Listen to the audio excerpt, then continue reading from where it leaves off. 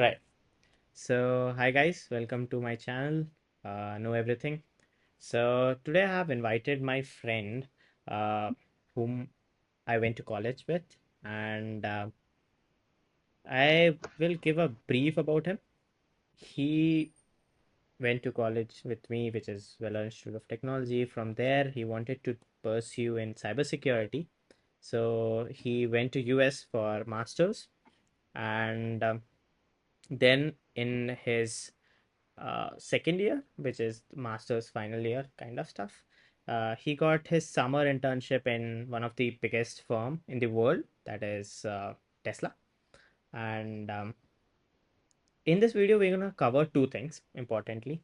That is, what was his experience in US in the past 2 years, and what is it now like the present situation, which is not going so good as of now, which we see in the news. What is the ground reality? And uh, yeah, obviously, how did he crack Tesla interview? What was his steps, referral, and what was the process, and what he did throughout his internship? So, hi Praveen. Hope Hey everything. Nikhil, Yeah, hi. Hope my audio is audible properly and I can hear you yeah, properly. it's fine. Yeah. So, for everyone who's watching this video, which is very few as of now, but can you introduce yourself and tell us more about yourself? Thanks for having me.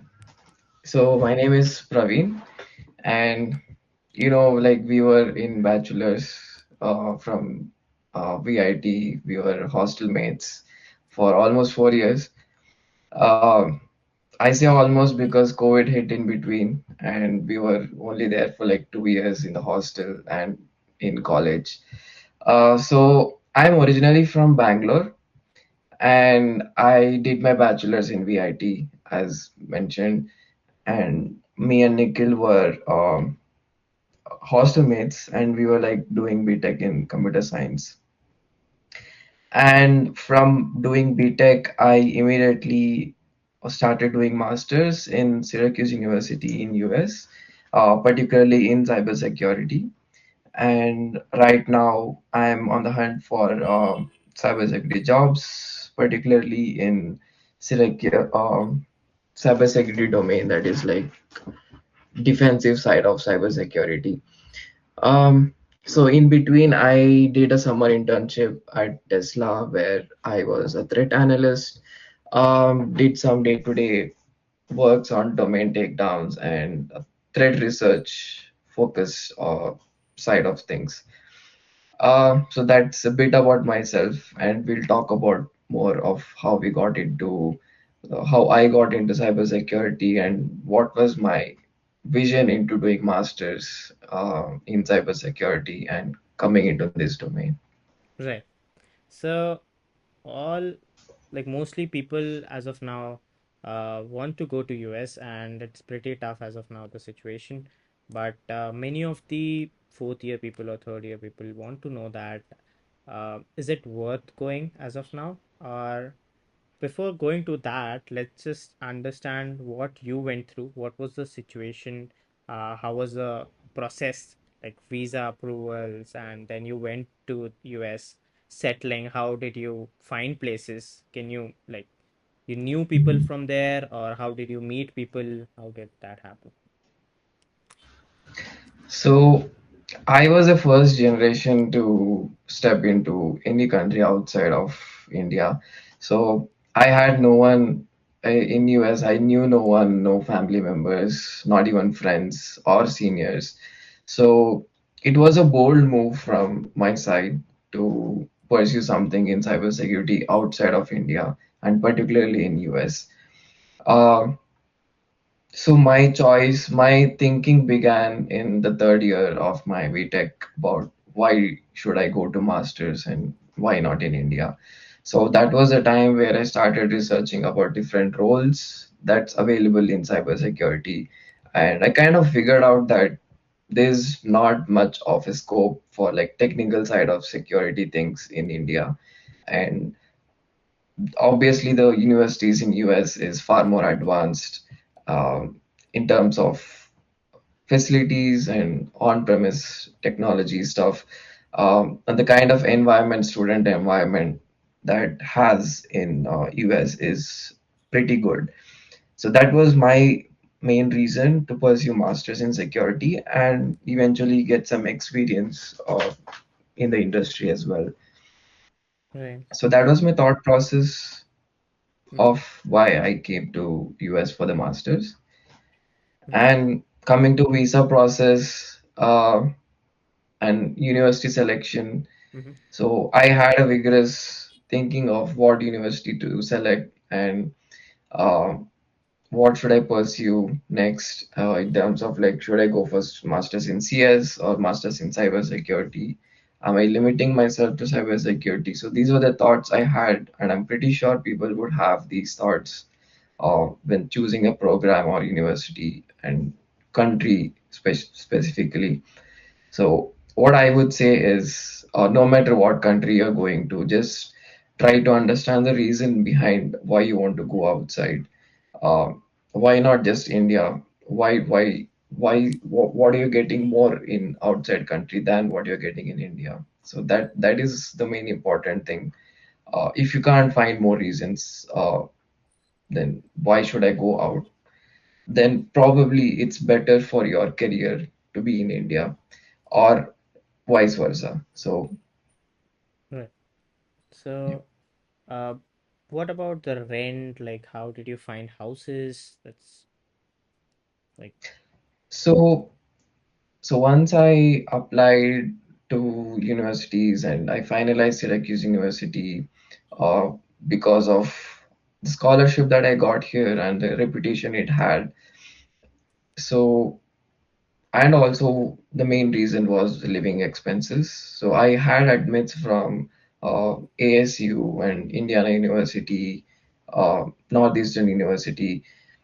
But the downsides of going to these were the living expenses were high, especially Northeastern. It's in the Boston city, and rent goes very high. And the reason why I chose Syracuse was the rent was around $500 to $550 a month. That is for a private bedroom in a four-bed house. So the same in Boston city or any big cities would be easily around 1,000. So it would vary from places to places, and it's very important to choose location on financial perspective as well. mhm. So specifically, you went for uh, master's in cybersecurity, right? So, what was the Mhm. curriculum like? Was it completely different from the BTech which you did, or is it like something which you already knew and more pointed towards cybersecurity? What courses like pen test or anything So like that? in Syracuse, the courses are kind of limited at the moment. So it's morely into computer science. So they have a lot more options for like data, machine learning, um, and advanced programming as well, or DSA. But for security specifically, they have two important courses, that is internet security and computer security. And they also have the option for us to choose uh, one course from outside our department. That is, there are multiple departments, and one of them popular ones is iSchool, and I am from ECS, that is computer science core department. And iSchool is something management related courses would be offered there. Mhm. And they have good courses as well. So we have that option to choose one of the courses from there. And we have four core courses that we have to take from our department. And out of which one is security related, one is data science, sorry, not data science, data structures course. And another one is it's Haskell programming. It's like controls, giving permissions, so access controls and Haskell programming together. So, and another one is operating systems, is the core. Uh, so we have four core courses, and limited number of security options, but I would say the reason why I chose here and computer security and internet security are the two core courses given by Professor Du. He is well known for his work here, Syracuse, so that was the main reason. Mm-hmm. All right. What if it is something non-technical question, but I want to ask, what did you miss the most from India, Bangalore to US? What is something that uh, if you go to US, you will definitely have to sacrifice that? So you will see it coming. Its number one is food. Mm-hmm. Uh, Especially coming in from Bangalore, where food is one of the main thing that people live there for. Food and the weather, climate, and the kind of people you Mm-hmm. meet with. So that kind of food you don't get. Even in India, it's hard to find good food places like Bangalore. So coming outside of country anywhere, I think it's hard to find good Indian food. But if you are living in places like California or like um, let's say New Jersey, New York City, you can find really good Indian food. Sometimes it's even better than what you get in India. But coming into places like Syracuse or a little remote, like it's an upstate, stateside cities, so these places do not have a lot of good Indian food. Right. So that said, that was number one. And the second one is, of course, your family, friends, and the kind of relationships you had in back in India. So you would have to sacrifice and kind of like, uh, you know, Mm-hmm. move here for with a goal in mind to achieve something, and that's important to not feel homesick or like missing something that's in your country. Right. So if I have to summarize your whole journey, it started from Bangalore to VIT, from VIT to US, Mhm. and US to Tesla. So we have covered as of now three parts: Bangalore, VIT, and US. The fourth part would be Tesla, and the fifth part is the intern, uh, like the opportunities that you're looking out for, and you already gave interviews in Amazon. So now going back to the fourth part, how did you crack the Tesla interview? The biggest question, like what was the preparation like? Was it a referral, or how did it go through? So So Tesla internship, it was like I applied normally how everyone applies. So I did not have a referral. Mm-hmm. It was just applications that I was doing in. So when I started off my master's in August 2023, so, and I choose Syracuse University also for another reason. That is because of there's a position here called SOC analyst. It's a security position on campus that we do for Syracuse infrastructure. So I knew about this part-time job before coming to US, and when I started researching about Syracuse University, this was one of the main thing that I looked for, and I reached out to seniors to learn more about how to get into this role. So I wanted to get into security in the first place. So and this role was something that's a gold mine for me to start off with.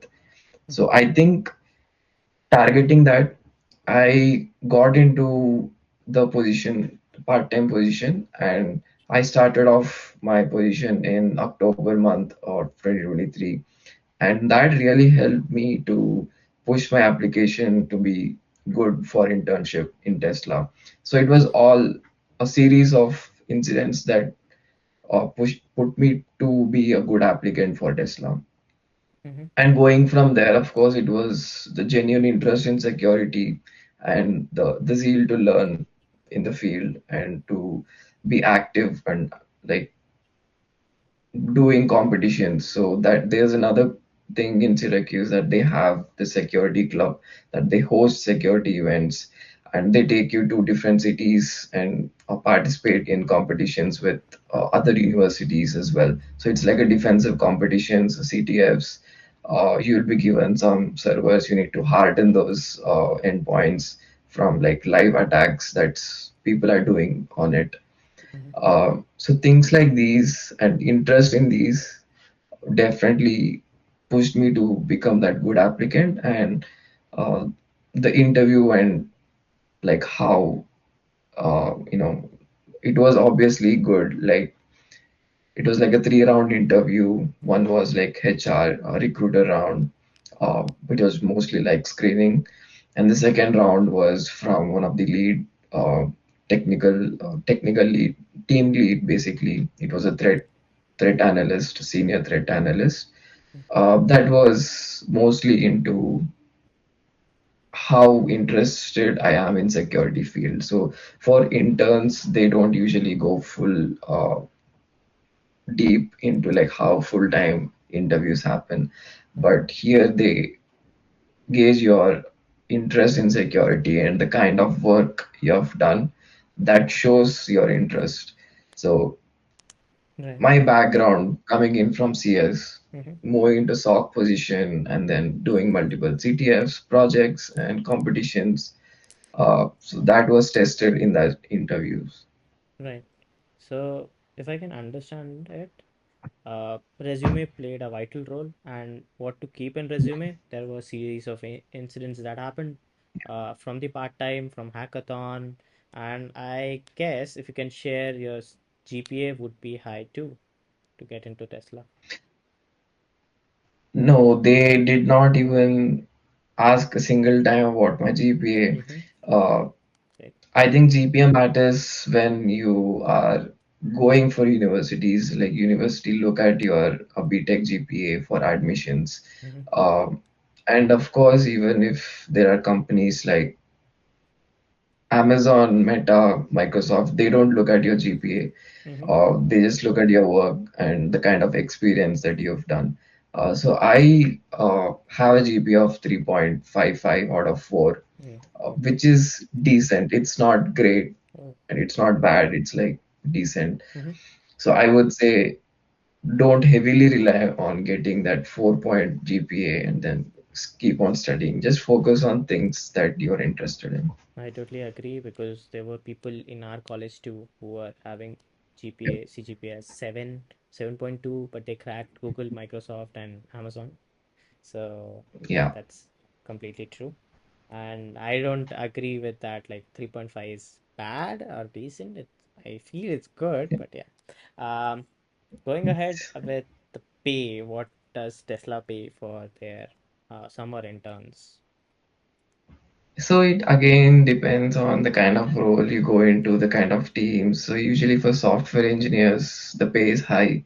Mm-hmm. And when you compare with, so there are a lot of supply chain related roles in Tesla, and Mm-hmm. um, they get paid around 30 to 35, and software engineers get paid from 50 to 55, and some Mm-hmm. PhD level interns get paid 60 as well. I Dollars was per getting hour. around 45 to $50. Yeah, it's dollars per hour. Oh, okay. So it was around 45 to 50. Since this was a technical role, the pay would be a little high, and since it is a Tesla again, they would pay out pretty good Mm-hmm. amount for interns. Right. Um, yeah. Right. Makes sense. Um, Now you're applying for similar roles in bigger firms and you're getting calls from bigger firms too, like Amazon and all, Facebook, Meta. Um, what's the thing that you've noticed that these big firms are looking out for? Um, Honestly, looking for job hunting is a scary thing. Mm-hmm. And in job hunting, and when you get calls from big firms, so I had two different calls for two different roles in Meta and one role in Amazon. It was a security engineer. All the three of them were security engineers. Mm-hmm. Um, so I believe it was the kind of work you put in your resume. So that matters a lot. Uh, Not just generic stuff like you did some generic project. You need to show something that's unique. something that's very relevant, industry relevant. So I had projects such as Active Directory detection system, security detection system. So I built a SOC home lab and created Active Directory setup with 3 virtual machines, and then deployed Splunk. So Splunk is a SIEM solution, and I performed attacks on this environment, and I detected them and pushed it to pipeline for alerts. So these are the kind of things that actually happen in industry. If you're replicating some industry level projects or industry level works, that is definitely a huge plus. Um, and of course, your experience and internship experience, if you put it in your resume in such a way that it has some impact, not just like listing out responsibilities, but how it impacted the team and how, if it impacted the company on a whole, that's a huge thing. And you have to mention that on your resume as well. So I think these companies look for things like this who stand out, uh, by doing such kind of things. Like that's not generic stuff, but industry relevant Mm-hmm. things. One final question before we wind up. Mhm. Um, if someone wants to come to US for cybersecurity and he's not rich, he's from middle class, so basically he's taking loan to come to US, what is your experience and what do you suggest to that person as of now? What is the situation now, you know it properly? So what do you suggest to that person who wants to pursue to come to US and do cybersecurity? So, of course, America is amazing in cybersecurity work. So they have DEF cons, so it's a conferences, and the kind of environment here in US, I cannot tell that it's bad. It's amazing. It's one of the world's best. So for people who want to pursue their career in security, this is of course a best place. Mm-hmm. Uh, but again, there are a lot of political stuff going on in the US right now, True. and a lot of restrictions for international students, and it's only getting worse. And I don't see it getting better in the next 3 to 4 years at least. Mm-hmm. So probably after 3 to 4 years, it could get better for international students, but the job market is against international students at this point. Um, so I would say, if of course, if you have funds and if you are financially strong enough and you want to like just come here to study and then move back to India, it's uh, it's the best place here. There's no doubt about it. Uh, and again, it also depends on the university you're targeting.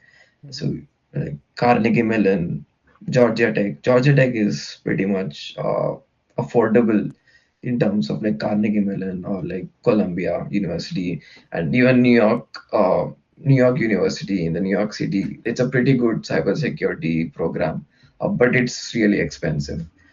Uh, so for people who are from middle class and who took loans, just like me, uh, I would say rethink your options about why you want to come here and have a proper plan from the day one, Mm-hmm. like getting into something, starting working on something, and then networking in the off field of cybersecurity, like how I got SOC analyst job.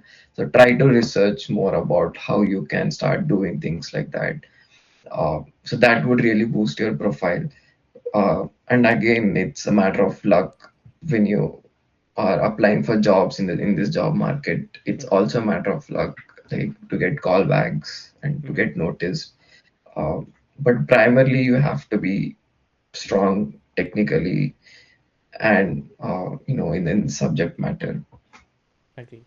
So we'll wind up this call, and whosoever watching this, if you have any questions for Praveen, you can drop that in the comment section, and if there are a lot, we can make another video on it, covering all the questions. But yeah, thank you so much, Praveen, and yeah, see you soon again. Thank you. Thanks for having me here, Nikhil. And yes, I am open to answer any questions as much as I can. I will try to answer it. Hmm. And let's see in another video. Yeah, sure. Thank you. Bye. Thank you.